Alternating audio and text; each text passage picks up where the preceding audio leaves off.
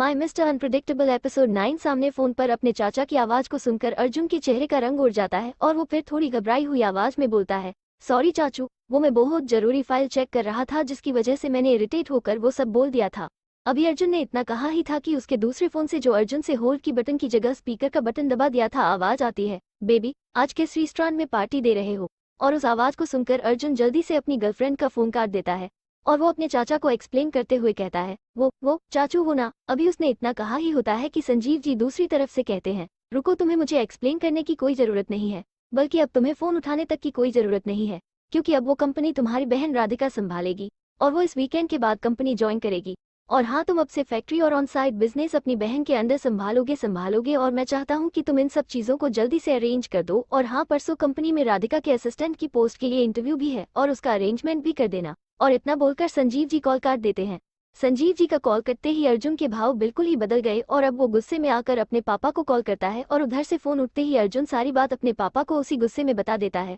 फिर उसे दूसरी तरफ से उसके पापा यानी अभिषेक दत्ता बोलता है, कोई बात नहीं बेटा, करने दो उसको उसकी मनमानी कुछ और महीने, फिर तो पूरा बिजनेस तुम्हारा ही है। और इतना बोलकर वो हंसने लग जाते हैं और फिर उनके पीछे अर्जुन भी हंसने लग जाता है। कुछ घंटों बाद इधर दूसरी तरफ सीटीए में कंपनी की ऑफिशियल वेबसाइट पर असिस्टेंट की पोस्ट के लिए इंटरव्यू की एडवर्टाइजमेंट रिलीज हो जाती है और साथ में कंपनी के सीईओ बदलने की न्यूज़ भी ऑन एयर हो जाती है और ये बताया जाता है कि अब ये कंपनी दत्ता कंपनी के मालिक की बड़ी बेटी संभालेंगी। इस न्यूज़ के पब्लिक होते ही ये न्यूज़ सभी न्यूज़ चैनल पर चलने लगती है और कितने ही लड़के और लड़कियां इस इंटरव्यू के लिए अपने आप को तैयार करने लगते हैं। अभी न्यूज़ को रिलीज किए हुए कुछ ही घंटे हुए थे कि कंपनी की ऑफिशियल वेबसाइट पर एक ऑनलाइन टेस्ट आ गया जिसकी टाइम लिमिट घंटे की थी और इसको जो पहले 50 कैंडिडेट सही पास करेंगे उनके सामने ही एक पर्सनल डिटेल्स वाला पेज खुलेगा और साथ ही उन्हें एक इंटरव्यू नंबर भी इशू होगा जिसकी वजह से ही लोग कंपनी में आकर इंटरव्यू दे पाएंगे।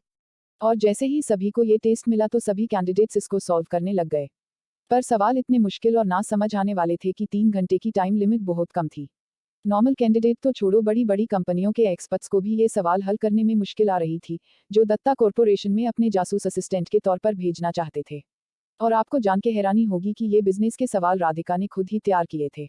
इधर सीटीएम दत्ता मैंशन में सभी लोग साथ में बैठकर चाय पी ही रहे होते हैं कि संजीव जी के फोन पर कॉल आती जिस पर काव्य गुप्ता नाम लिखा था और उस फोन को देखकर संजीव जी फोन अभी उठाने जा ही रहे होते हैं कि पल्लवी जी जो उनके बगल में बैठी थी वो भी वो नाम पढ़ लेती हैं और उनका हाथ बीच में पकड़कर आंखें छोटी करती हुई पूछती हैं, ये किस लड़की का फोन है।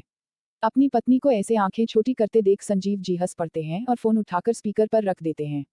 फोन उठते ही सामने से किसी 40 साल के आदमी की चिड़ी हुई आवाज आती है, यार संजीव, बच्चों के इंटरव्यू में अपने लेवल के क्वेश्चंस क्यों डाल दिए, मेरे भतीजे से सॉल्व ही नहीं हो रहे।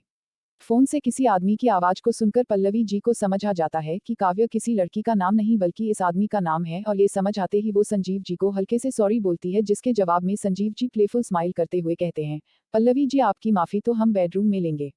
संजीव जी से ऐसी बात सुनते ही पल्लवी जी शर्मा जाती हैं और नीचे देखने लगती हैं और तभी सामने से रमा जी हल्का सा खांस देती हैं जिसके बाद अपनी सास की याद आते ही वो और शर्माने लगती हैं।